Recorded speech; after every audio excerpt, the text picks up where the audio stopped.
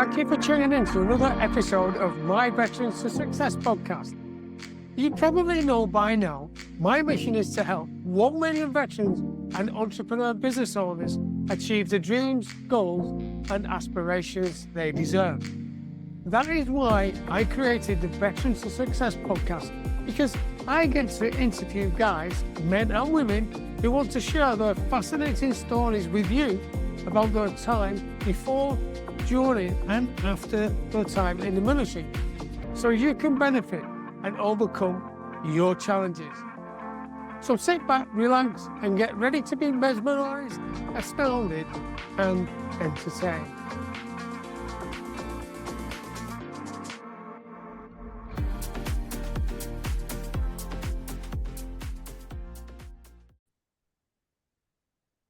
Hello and welcome to another edition of Veterans to Success, the podcast where I interview veterans and people who support veterans, actually. And guys have got amazing stories and want to share with you. So let's jump straight in with Nick O'Brien. Hello, Nick. How are you doing? Thanks for joining me today.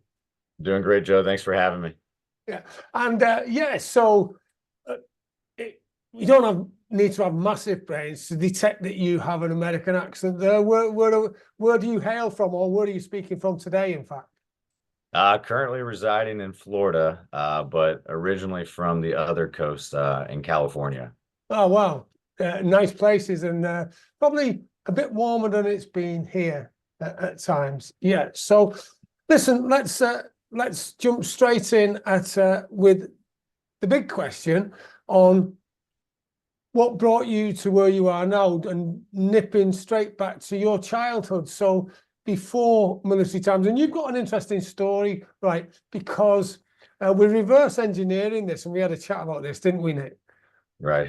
Yeah, because it's not like we're looking at life before the military, as in that was a brief time. That's been quite a long time, and you'll get to know why. So let's just jump straight back to your childhood, at a time when you can first remember about the family setting, what was going on. Right. Yeah, it's like you said, kind of reverse engineering it. Now that I'm in the military, I spent a lot of time kind of growing up and in the civilian sector myself, where that was before the military versus a lot of people getting in when they're younger. So yeah, as far as I can remember, just kind of growing up in a military family, that was always a part of what I wanted to do. And it's a part of just essentially like my childhood, moving around, kind of following my father as he was in the Marine Corps. Just retired last summer after 35 years as a full bird colonel. So it was fun to kind of send him off last summer and kind of see the culmination of his whole career, because he was in for 35 years. I'm 33 now, so my entire life was really as part of the military. And we kind of talked about it before we got going, when you don't really realize it in the beginning, but even with one of your family members kind of signs that contract, you inadvertently are in the military as well. So I remember growing up, moving around and not really understanding why we were doing it or why he was gone for so long.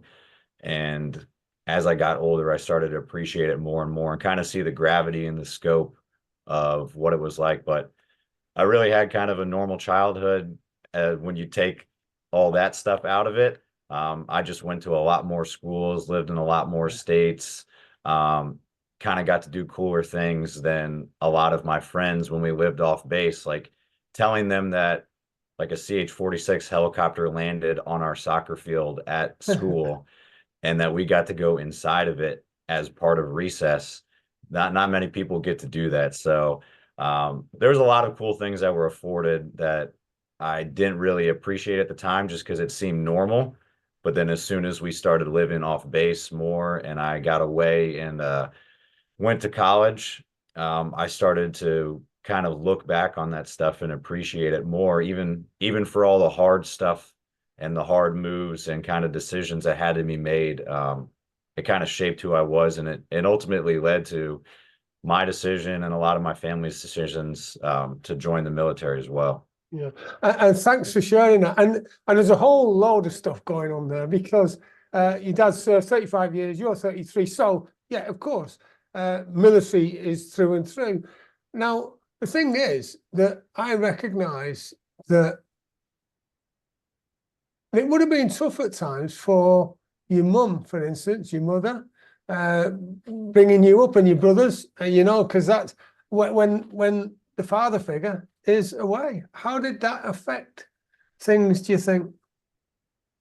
Yeah, I'd agree. I mean, my mom is amazing. She had me and two of my younger brothers. So when my dad was gone, it was chaos in the house too. Um, and I think like a lot of people too, they were from a small town and they actually just moved back to that small town, like right on the border of Illinois and Iowa. And they'd never really been outside of that zip code too much. And when they moved and my dad enlisted, they moved almost halfway across the country to go to California, had me, and my dad was deployed at the time. So my mom was by herself and had different family members come and visit and things like that. We had a really good support system, but still, you're kind of in unfamiliar territory all the time. And she was a rock the whole time. I don't know how she handled it, just because we were so young and we were kind of just being kids. But I think I think for the most part, the military does a good job when like your parents get deployed, trying to get all the kids Mm. together, taking care of everybody. And I think she was able to kind of latch on to a lot of those family members that were doing the same thing. So she had a good support system, but I know she had a really tough job with that because there was countless deployments, floats, different training exercises and commutes and things like that that she essentially was on her own for. But I couldn't have asked for anything more. And I know I put a lot of stress on her, so I owe her probably for a couple years of anarchy that So, happened. hello, Mum, if you're listening to this, and you've just heard it first. There's a great apology from your son, Nick. And yeah, because Desert Storm and all sorts was going on. It was 1989 when your dad joined. So he would have, yeah, it has been through some interesting times in the Marine Corps. So fast forward now, and you're at college, and where are you going with this? Because I know you've got brothers who have gone on different directions to you. One of them similar. Uh, what happened with your college, and what was going on in your mind? What did you want to do? That was kind of the million-dollar question. I didn't really know what I wanted to do. And since I was the firstborn, I don't know if they knew kind of how to prompt me. I knew the military was always an option and I did explore it, but I kept it kind of hidden from my dad because I didn't want him to think I was following him because he Right. did the opposite. His dad, like my grandfather, one of them was in the Navy, and my dad was like, I'm going Marine Corps just to kind of get away. And I kind of was in the same way where I wanted to do something cooler than what he did, even though what he did was awesome. And I looked into it. I just got medically disqualified at the time because of my eyesight. And now that's all changed, but um, I'm happy because it put me on the path that it did. And he kind of prompted me a little bit to go to school and kind of figure out what I wanted to do. And at that time, I was still involved heavily in athletics because they never played at all, like pretty much during school. So they invested in us to like play as many sports as we wanted to. I originally was going for a different career path, like as a athletic trainer in college, kind of working with injuries. And the first day of school, I realized I did not want to do that, and I changed my major right away. Right. And luckily, I found the weight room, and I started seeing that there was like actually a job where you could train athletes in the weight room and kind of get them prepared for competition in their sport. And I fell in love with that and had a lot of good mentors and some other graduate assistants there that kind of took me under their wing and kind of chose that as my career path. And I've been doing that ever since. It's been a long journey. I've been at 8 different schools in some capacity. I've been full-time coaching for a decade.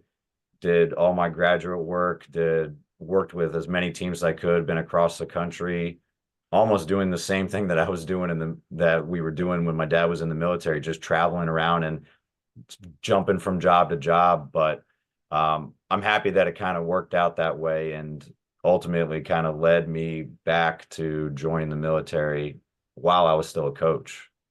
That's interesting because I was just about to say, actually, there's a lot of similarities going on between what you did uh, involuntarily because your dad was moving around with the Marine Corps, and then what you do now. So you're totally flexible, resilient, and able to adapt, aren't you, to move with whatever's required. So with all that going around, discovering about the sports coaching and how you can help students, what was the pivotal moment when you decided, yeah, this is what I'm going to do. I'm going to really make it and settle down in the sporting role?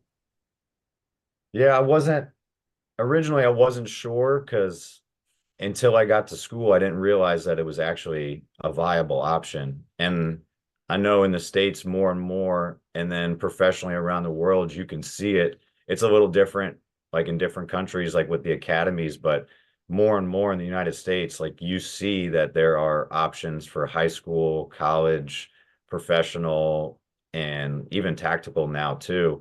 Um, Jobs that are all prepared for like athletic performance or job performance. Like there's always been personal trainers and things like that, but it's more of group setting and like goal-oriented training for a purpose.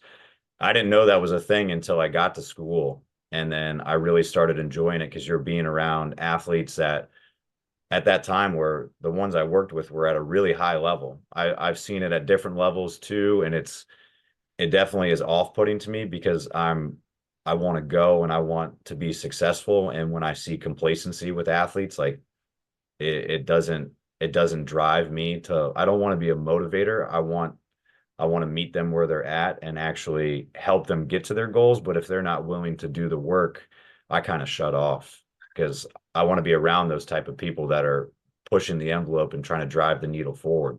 Yeah, and that's a great point because I know when I work with people, my clients, and they've got to want to do what they've got to want to do it and want the results because it doesn't matter how good you are.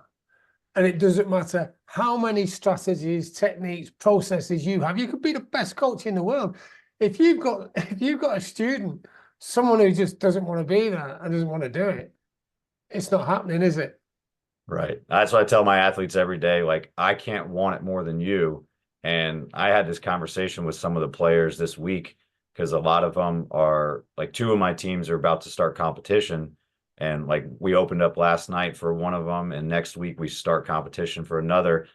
I told him, I was like, respectfully, this is your career. Like you only get 4 years to play this sport. I don't care what the record is at the end because my life goes on, but you're going to live with this forever. So Mm. I can't want this more than you.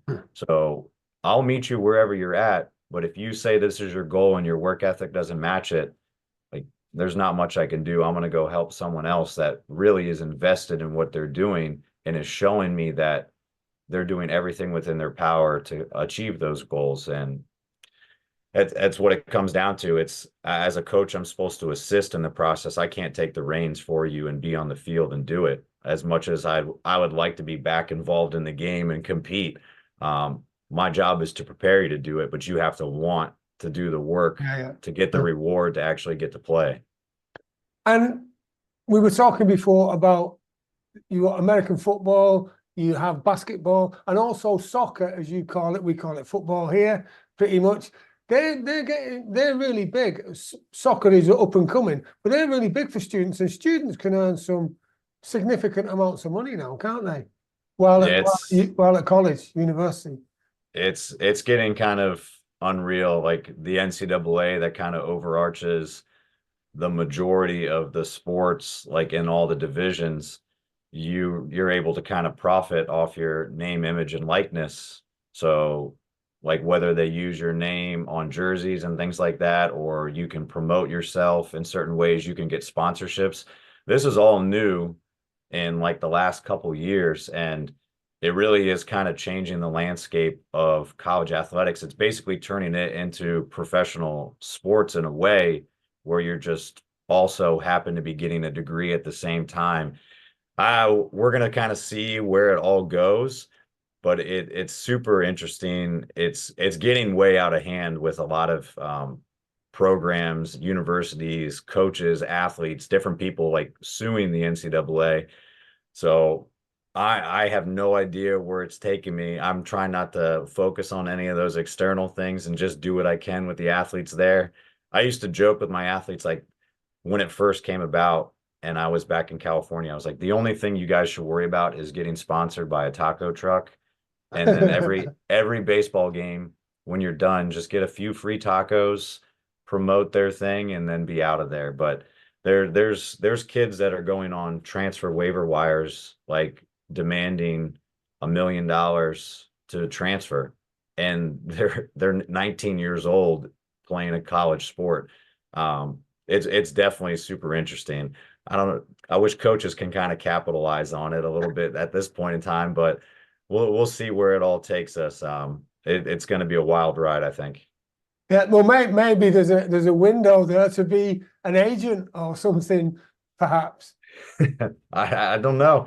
We'll see. I don't know how likable or how much in need they are of a strength coach, but they can definitely look up with me. Yeah, definitely. No, the thing is that we talked about reverse engineering this. So what was the day that you decided, well, here we go, I want to go in the military, based on the information of what you said before as well, that your eyesight wasn't that great, which disqualified you from joining, and you wanted to do something different from your dad, just the same as he wanted to do something different from his father as well. So what was the prompt that made you decide, yeah, I'm going? Yeah, I think part of it was coming up and realizing that there was an age restriction, like, and actually coming down. I think that's what really kind of pushed it even more because I realized like, oh, this is fleeting. This could be something, and I didn't want to regret it. Um, Even though it wasn't exactly what I was going to do when I was 18, I had to keep telling myself, I was like, all right, well, you're not 18 anymore. You have this career. Like, you don't always have to just, like, you could flip the page and have a new chapter. It doesn't need to be a new book. And I think I can kind of do both of these things, like in a way, not juggle them necessarily, but have them complement each other. So having my like athletic experience and then now like joining the military so I can combine the two and maybe do something along those lines. So I think like when COVID kind of came around and everything was shut down, I think that sparked it a little bit more, but I had already been talking to a recruiter about like what my options and things were. Just COVID kind of elongated the process and really delayed everything.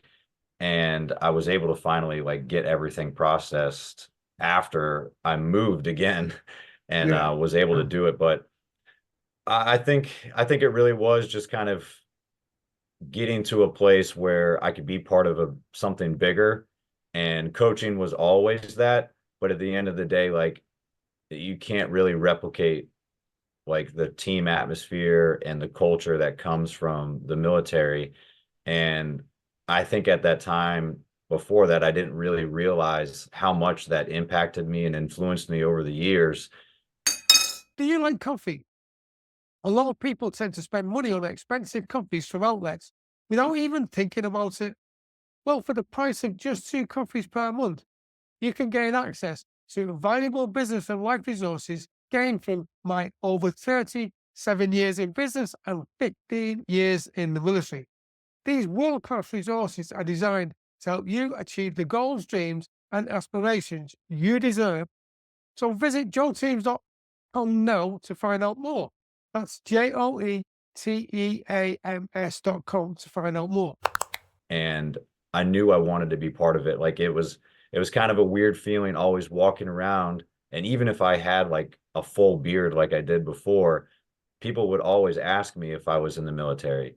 And like it was kind of a source of pride to like say no, but like I grew up around one, and I think that like over time maybe just chipped away. And I was like, if everybody thinks that, like, why don't I just make sure that it actually I solidify it and actually get to do those things. Yeah.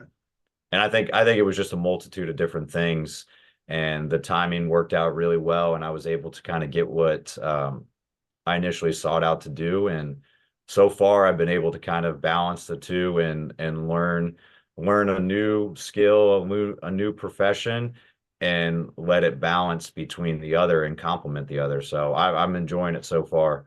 Good.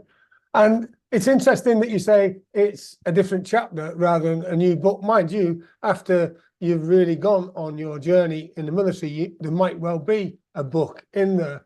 And I think that COVID did help many people. I know it caused some challenges for some. For others, I know it enabled them to reflect on things and decide what they wanted to do in the future. For instance, I finished the Pathfinder program, writing that, and did the joeteams.com, created that website. And I think that you probably did the same, just had a regroup and thought, right, everyone's been asking me, am I in the military? Well, it's about time I did something about it. I think that was right. I had a lot more free time when COVID happened too, because coaching really is all in person. And even though we tried to shift and do a lot of stuff online, I had projects that like on thousands of post-it notes and things that I wanted to do. At that time I was talking to a recruiter, I started a podcast, I was still like contacting 150 athletes like by text message or email. I started writing articles, which were terrible, but only sending them to my athletes, so they couldn't. I couldn't get criticized too much. Um, but yeah, it was At least you did it though, which is good. that's the thing. That's the thing too. It afforded me the opportunity to do it, and it kind of put there since there was no timeline. I forced myself in a sense to like what better time? You're never going to get this opportunity again. And it was very weird in the beginning, but I think people that took a hold of it and realized like you could shift the mindset of it, and you could capitalize on this in a way like without it being like ingenuine or ugly. But you can actually like make something more of this and turn it into a positive. I think it really helped in a lot of ways. And I definitely benefited from it, as hard as it is for people to hear or say. Um, I won't say that it was enjoyable to go through all the things, but it really did shape kind of where my path is now and what I'm currently doing in a lot of ways. Right. So you enlisted in 2022, I believe. Correct. What's for the reservists over in the States, United States, what's the process and how long do you go through? And I suppose you still have your drill start major, pretty much, and that sort of thing going on. Yeah, so we go through pretty much everything with active duty. Since you don't come in with any experience, you're going through the gambit of everything. So I was one of the older guys, along with a few other people that were either maybe going to warrant school or officer candidate school after, and you're in basic training with everybody else, whether you're going National Guard, Reserve, active duty. You're there with everybody that has no formal military training at all. So I think I was there from September to early December of 2022. I want to say I think it's 10 weeks. And then because of COVID, there's like a little transitional period where you're kind of in waiting. There was like a yellow phase where you gotta make sure medically everybody's good, and it definitely threw things off a little bit. But You're doing everything normal. It's a lot of hurry up and wait, as everybody knows. Right. That's gone through it. A lot of walk here, say this, do that. So definitely, as someone older going in, that my dad's only advice was like, just be patient and play the game. Like Yeah. you know what it is, play the game. Yeah, and there's a lot of on the wagon, off the wagon as well, and lots of other stuff. And I know because at this time, what you would have been 31, I suppose, roundabout. Yeah, 32, Uh, 32 right at so that point. 32. So you're a bit of a granddad, really, because Felt like it. because I remember when I transferred to in the reserves to special forces for selection. I guess how old I was. 32? 37, Oh, 37. Yeah, I mean, the only reason I was in good enough shape was I've been a physical training instructor. So I'm pretty much like you've been a coach. Mhm. Then you knew how to condition your body to make sure you were at it. So I would imagine that just the same as when I was running against 67 in a group of 67 uh, lads, basically, they were in the 20s, 23. I was 37, and I still managed to come. I still managed to come third out of that. Oh yeah. There you go. And I bet you did exactly the same because you thought you're not going to beat me, fellas. Not at least without putting it all in. That was the plan. And then after boot camp, it became a little bit more of what I expected going to officer candidate school. Again, you were kind of with everybody. You were with all three components, whether they were active, National Guard, or reservists, and you're kind of getting graded based off your OML points. And for active duty, the soldiers that were going through all those candidates, like where they ranked was going to get their branch. And I was still competitive because I already knew what my branch was, but it definitely was different, and actually learning more of kind of the leadership traits and like going through um, all the documents and everything that kind of comprises like being an officer.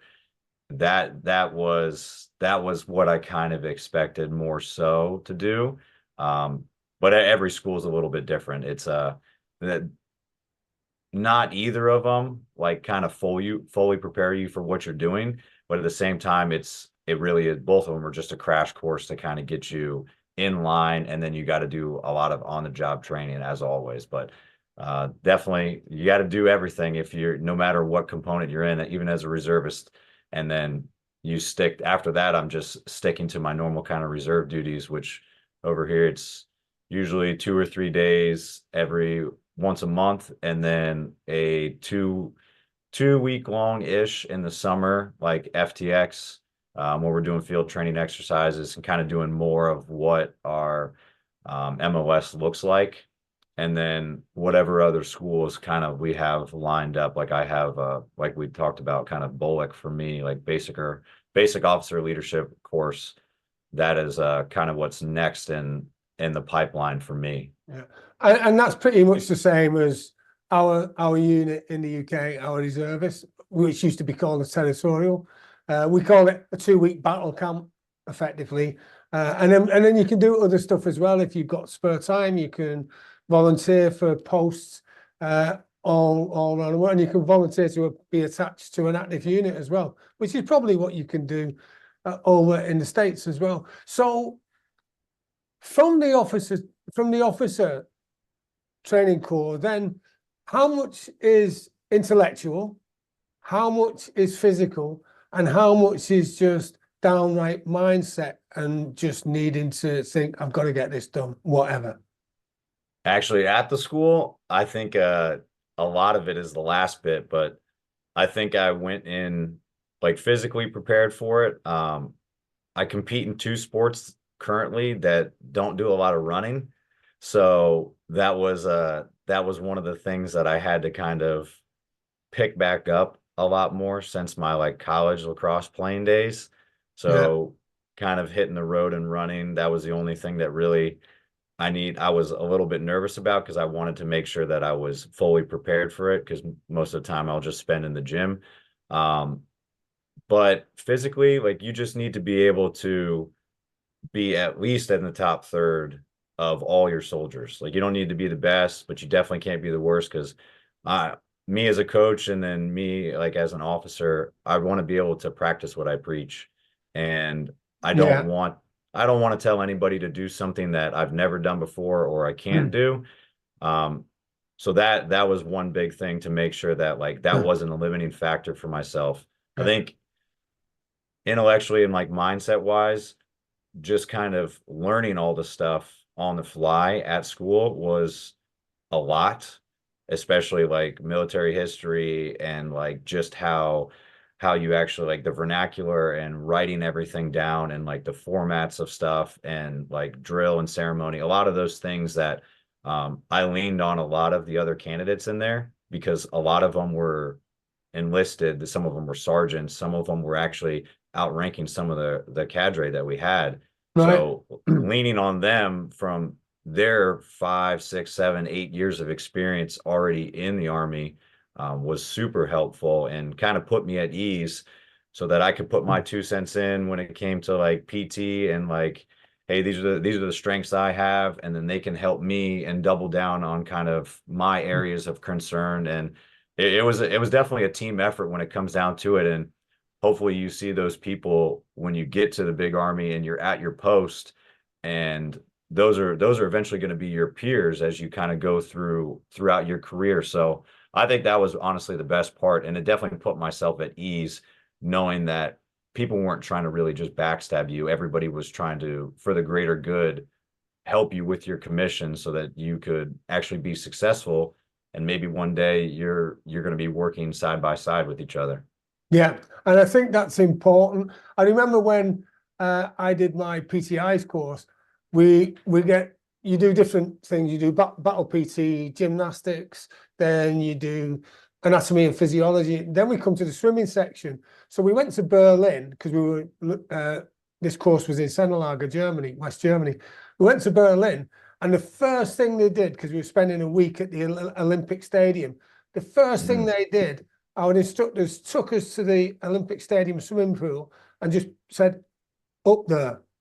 And we look, and it's a 10-meter board, diving board. And they said, get up there now. We don't care how you do it. We want you to either dive in, jump in, belly flop, whatever. You're going to jump off there and show that you can do it. Because if you do not do it, you failed. Because we're not sending you back to your unit as instructors if you can't do this. Because we need to know you can jump higher, run faster, or at least as fast, be as good as the students that you're going to be guiding, or at least up there with them. Otherwise, you don't gain respect. Does that make sense?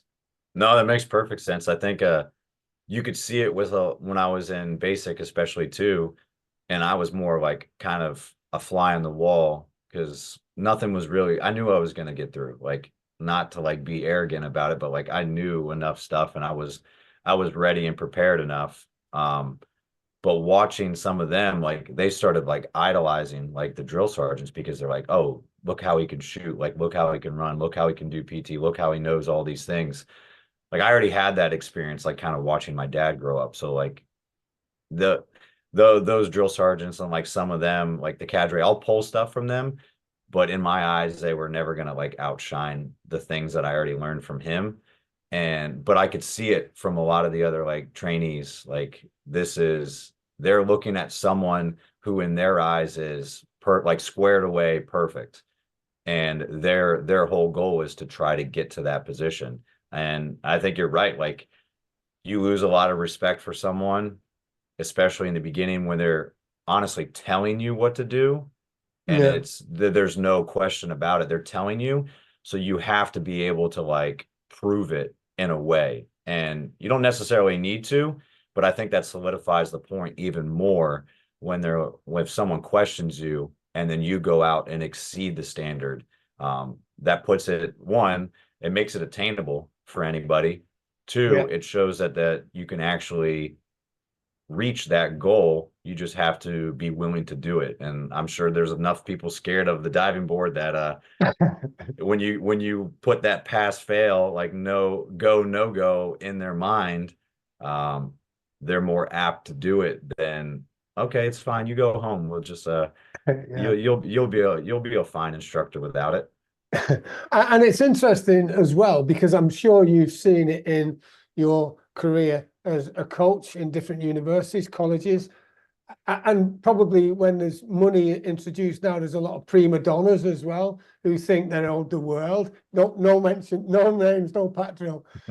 But I do know that I see so-called leaders in Civilian Street now, and they are managers of people, and really they couldn't manage a party in a brewery, really. Uh, and yet they've got that position, and if you look at what they're delivering, they're telling people to do what they can't do themselves. Yeah, you definitely see it a lot. I tell some of our interns all the time who are kind of coming in and they're interested in the profession and they're kind of shadowing us almost in an apprenticeship role to see if they want to do this as a career or they do know they want to do it in a career and they're trying to gain some experience. I give them the analogy all the time. I was like, I don't trust a skinny chef. Like Yeah. if you they better be trying everything they're doing, like everything they put on a plate, like they should be at least taste testing a little bit. And I tell them all the time, is like, if you want these athletes to kind of buy into what you're doing, then you need to make sure that you're confident in how you project yourself and how you speak to them and that you can demonstrate it and do those things. And I think that carries over the same as the military too. And um, it's interesting being like an officer when you first start because you really don't know what you're doing. But if you don't know what you're doing, the biggest thing is to lean on like those senior enlisted and all your NCOs and say, listen, hey, I really don't know what this is. Can you help me? And just be humble with it and then get up to speed as fast as possible so that like some of those younger privates and like lower enlisted, like the junior enlisted know, hey, he might not know exactly what I do day to day all the time, or he doesn't know how to turn this lug wrench the right way, whatever it is. Um, but he's putting in the effort to try. And I do that, try to do that in the civilian side and do it in the military side if I don't know exactly what it is, so that I could try to get up to speed as fast as possible. And for me, just be a jack of all trades. I'm not really particularly good at one thing. So if I know a little bit about everything, then I think that puts me in a better position to kind of pull the strings a little bit and make sure that we're going in the right direction versus me being the one necessarily paddling the boat every time. Yeah, that's a great point. And interestingly, you mentioned about mentors and coaches. How important have you found them in your career so far? They've been huge. I still lean on a lot of them. Obviously, like my parents are super big in different ways. I lean on them for things. But both coaches that I've had in the past, even colleagues and like former interns or graduate assistants I've had kind of under me are now kind of at that peer level where I'm reaching out to them for something that they're really successful in. I think you can find mentors in kind of every capacity, and they don't necessarily need to have more experience than you. They don't need to be older than you. Because a lot of the like NCOs I have are younger than me, but they have a lot more experience. They know something I don't know. And to me, that's where I kind of see a mentorship role. Like someone that is doing something better than you and something that you want to improve on or learn about. To me, I'm the mentee. Like I'm the apprentice, like I'm the student. But yeah, that's all been like super helpful professionally in the military, coaching, personally.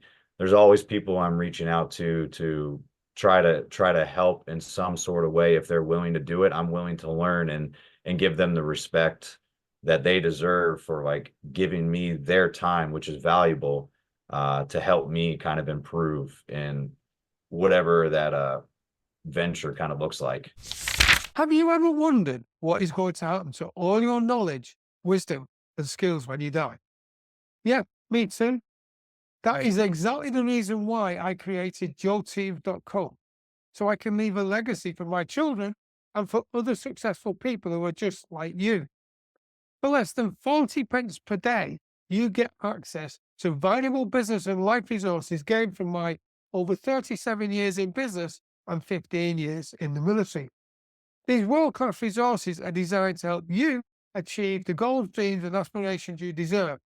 So visit joelteams.com now to find out more. That's joelteams.com, joelteams.com to find out more. That's great. Thanks for sharing. And what you're doing now with your military career as an officer, you've decided that you're coming over to the combat engineers, which is great. So a fellow sapper, high five, well done. There we go. And here's something where I've been in probably about 3 years or so. So I knew a little bit about building bridges and how to do stuff, right? And we got this officer, and he's one pip wonder, right? With all due respect to your rank, one pip. So he's a lieutenant, fresh out of training. He's just finished his combat engineers officer training. He comes in, and we're doing a bridge, and we've got to reverse strip it, i.e., we're going across the gap, taking it off on the other side of the gap, and just keep going, right? Pepper pot. And it was 3 o'clock in the morning, right? I think it was around about January, February. It's freezing. And we'd been working continuously for about 72 hours, so we were a bit tired, to say the least. And he'd come up to me, he said, O'Connor, he said, that headless pin is in the wrong place. And I knew it wasn't, right? Because you have to do it in a different configuration when you're doing a reverse strip. So with all due respect to your rank, sir, it's in exactly the right place. Because we'd already had a brief about it and been briefed by our commander, section commander. He said, O'Connor, move that. I said, sir, with all due respect. And this exchange went on a few more times, and then I was becoming a little bit agitated because I thought, if I do this, I don't want to be the bloke on the other side when we come to strip it out and they say, O'Connor, you put that in the wrong place. And so I was getting a bit agitated, and fortunately my staff sergeant come along, put his arm around the lieutenant, said, sir, come with me. O'Connor, carry on. Right. So hopefully you'll remember that, because I know there'll be times when you go up the ranks and you'll see your officers that under you, under your command, who maybe make the same mistake. And so it's interesting and very, very true what you say about it doesn't matter what rank they are, how old they are. If they know something more or they're doing something better than you, maybe you should listen. Right. Yeah, I couldn't agree more. So when do you start with your officer training for the engineers? Right now, kind of waiting on scheduling for everything. Hopefully kind of the tail end of this year or early summer is what I'm kind of targeting for. And then it'll be a pretty lengthy kind of course. But it's kind of up to my commanding officer and then battalion to kind of get it all approved and then see how it kind of pans out, balancing obviously like the civilian side too. But I'm excited for it. It's definitely something a little bit outside of my scope. Because talking to the other lieutenants that have gone through the course in the civilian world, they're all engineers in some sort of capacity or work construction. The only thing I've done is 1 summer of roofing.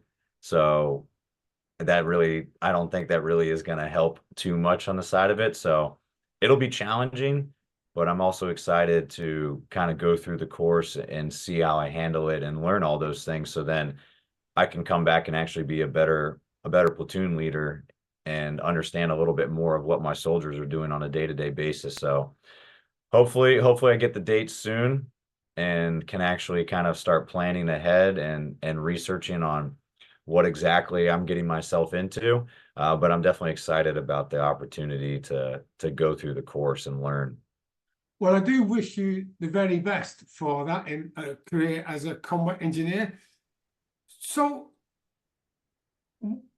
as I said, we've reversed engineered this. So what challenges have you faced transitioning from coach to the military? Yeah, it's I think since I'm not doing a full transition, I'm I went in and then kind of came back, or I go on the weekends or for a couple days and then come back.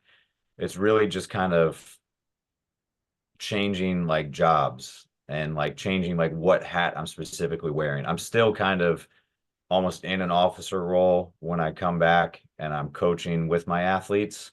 Um, and then I'm still kind of in a coaching role when I go to my unit and work with my soldiers. I think there's a lot of traits and there's a lot of similarities between the two that I'm kind of able to use. Transitioning wise, it was really just kind of getting up to speed. For me, since I'm doing both of the things, I'm trying to see how the other influences one another so that I can actually complement it and take some of those skills and bring it back to the other profession. And for me, I think really it was just making sure that I was leaning on a lot of the people around me because I don't think doing it by myself, I was going to be able to accomplish all the stuff that I did, whether it be my coaching career or starting off like in the military, like the team and the people, my friends and family that I've kind of leaned on around me have been the biggest help kind of in this transition period and then being able to sustain both of these um, projects basically at the same time. Good. Thank you. Now, I do know that you've got a lot more of a life ahead of you. To date, though, you've been fairly well successful in what you've done to be able to balance life and balance things and moving around as a child to different schools, and now as an adult moving to different schools and traveling up to 3,000 miles to different colleges, then reversing the journey. So, what's the secret of your success and how do you do it? Oof. I don't know. It sounds like I'm doing it a lot better than when you put it like that. But really it's definitely been difficult at times to try to do those things. And I think it was just kind of like I said before, being able to rely on all those people around me and kind of have a purpose in mind of like what I'm doing. I think I think that has really kind of kept me on track, just knowing that what I'm doing, it's like more than myself. Like all those people that are in my corner, kind of on my team, assisting me through the process. Like there's definitely been a lot of hard times and a lot of difficult things that have come up. But those people have been super supportive and super encouraging and kind of doubled down on me as I was trying to either invest in myself or do something outside of the norm. For me, it's just trying to keep my head down as much as possible and just realize that like what I'm doing is in a sense kind of like a passion project. Like I only really want to do the things that I enjoy. And if I'm passionate about it, like I know that sure I'll get like I'll get like some anxiety over things, but that's because I actually really care about it. And I know that if I'm passionate about stuff and then I work hard at it and I have a good work ethic, then that commitment and kind of that dedication and determination is what's ultimately going to make me successful. So those things have to line up. Having someone in my corner, being able to kind of rely on other people and bounce ideas off of, making sure that what I'm doing I really enjoy and it's not transactional where it's just this equals financial gain. And then just making sure that I'm putting in the work, the hard work and effort that actually is equivalent to the goals that I've set. I think that's ultimately like what's made me successful. And success I know is different for everybody else, but for me, it's kind of pushing towards those things that I've set aside and want to achieve. Good. Thank you. And you did mention that things haven't always gone to plan during that part of your chat. How do you deal with failure? As much as possible, try not to blow up and just embrace it. I think for myself, I mean, you can use it. You can think of it as kind of like an after action report and look at like what worked well, kind of what didn't work well, what could I have done differently. And I try to do that with some of the planned things that I have. So whether it be coaching and a team comes back in and I kind of evaluate how it went, or like a briefing or something that I have to do for my unit, like I can go back through and kind of evaluate myself. But when it comes to just kind of like everyday failures or a bigger picture too, it's just same thing. It's reflecting on it, kind of embracing it, and knowing that I would rather I would rather fail fast and kind of fail spectacularly and then understand what it is and realize that that's just a part of what it is. It's just a part of life. And then having the humility to kind of work on it and try to overcome it, to either not repeat those actions or to improve what happens the next time I might be put in that situation. So it's just kind of an always forward mentality, and just kind of pushing the needle and never quitting at something. There's times that you realize it's the juice isn't worth the squeeze, and it's not worth putting a certain amount of effort in to get like a minuscule result, but it doesn't like defeat the goal of, no matter what, we're still trying to make progress. We're not stagnant, because you're either getting better or you're getting worse. There's no kind of maintaining. So for me, it's just always kind of moving forward and embracing the things that happen, reflecting on them and remembering them, so that hopefully I'm not repeating those mistakes as spectacularly as last time. I'm with you on that one. I've made some spectacular mistakes as well. Fail is first attempt in learning. I've said that before, and I'll say it again. I like that. First attempt in learning, because you know what? You're not going to get it right all the time. If you beat yourself up too much, though, it doesn't serve a purpose. So when your dad, right, signed up for the Marine Corps 35 years ago, or just over, right, you've only ever known that life, really. And you mentioned before, you, your brothers, and your mum especially signed a contract with the military. So you've had the military psyche all through. How transferable do you think the values, the lessons, and everything are to Civilian Street? I think they're all transferable. I know, like, a lot of the soft skills are kind of the big things, like just kind of the character traits and like your demeanor and your attitudes towards stuff, because you're put in a lot of situations that kind of are exacerbated, or they're extrapolated a little bit more than what maybe civilians would go through. It's just to the nth degree. A lot of the hard skills, like, I know, are a little bit more difficult. Like, you're not really diffusing bombs, or you're building bridges necessarily all the time, or you're not kind of behind the scope of a rifle when you try to like transition over to a corporate job. But I think nonetheless, like, there's plenty of character traits and like situations that you've been in that ultimately like make you more successful, build your patience, like build your demeanor, build like your determination and that attitude that you could take away from the military, that definitely helps you as you transition out of it.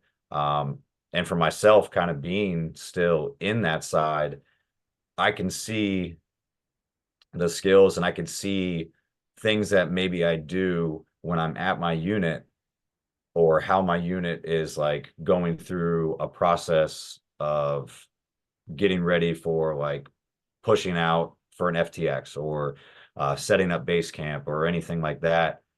And I could take a lot of those skills, the planning, I could take like just certain situations and be able to kind of use that in the civilian job and kind of benefit that.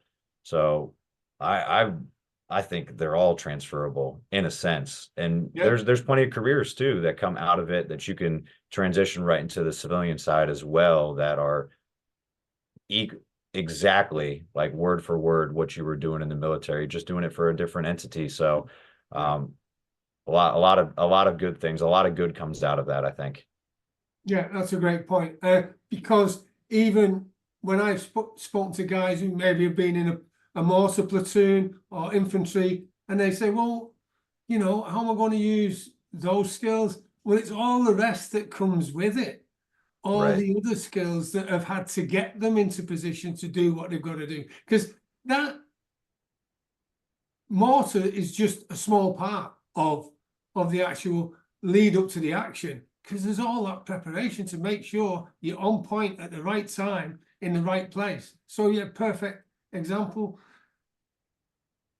What does the future hold for you now? I think right now it's just kind of seeing what I can do with both these careers taken forward. Um, I know balance is kind of a hard thing to say for either of the professions, like trying to balance like work life, like in the military, work life as a coach.